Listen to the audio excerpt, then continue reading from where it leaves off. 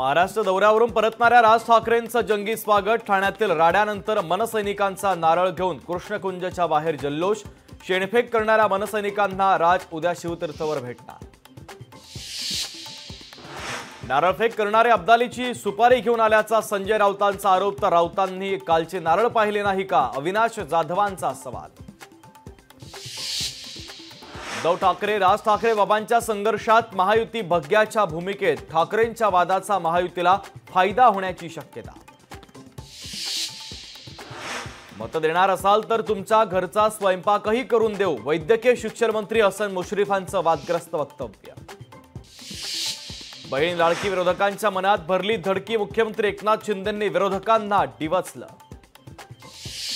उद्योगांबाबत fake narrative पसरवणाऱ्या विरोधकांनी माफी मागावी, महिंद्राच्या गुजरातमधील गुंतवणुकीवरून फडणवीसांचा विरोधकांवर हल्लाबोल।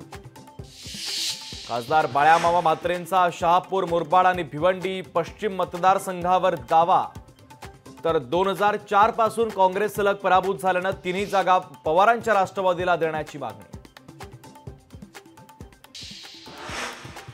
बिबट्याच्या कातड्याची विक्री करणाऱ्या आरोपीला गुन्हे शाखेच्या कक्ष 5 कडून अटक। आरोपीकडून 2 लाख रुपयांचे बिबट्याचे कातडे जप्त। आरोपीच्या विरोधात पोलीस ठाण्यामध्ये गुन्हा दाखल। कोकणातील परससीन नेट मच्छीमार पुन्हा एकदा आक्रमक, खोल समुद्रामध्ये परससीन मासेमारीला परवानगीची मागणी। तर हवालदिल मच्छीमारांचा राज्य सरकारला सवाल। मुसळधार पावसामुळे हरियाणामधील अंबालाच्या काही भागांमध्ये मोठ्या प्रमाणात पाणी साचलं, तर या ठिकाणी गुडघाभर पाणी साचल्यानं नागरिकांची तारांबळ। नाशिकच्या देवळाली कॅम्पमध्ये रस्त्यासाठी आंदोलन। देवळाली भगूर रस्त्यावर मोठ्या प्रमाणात खड्डे पडल्यानं स्थानिक आक्रमक। खड्ड्यांमध्ये झाडं लावत आणि आंघोळ करत केला निषेध आंदोलन।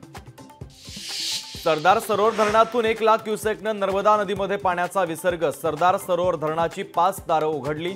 गुजरातमध्ये पुराचा इशारा।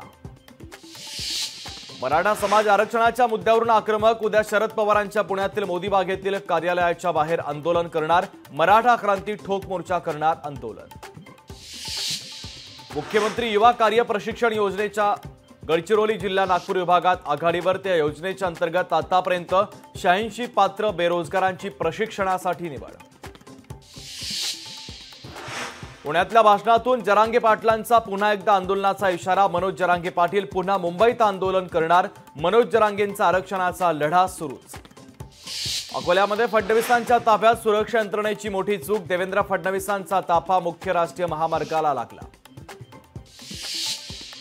हरियाणा सरकारकडून शाळांना नवे आदेश। तर गुड मॉर्निंगच्या ऐवजी जय हिंद म्हणण्याचे निर्देश। तर 15 ऑगस्ट पासून नवे आदेश लागू होणार। लोकशाही मराठी ऐका, पहा, जागरूक रहा।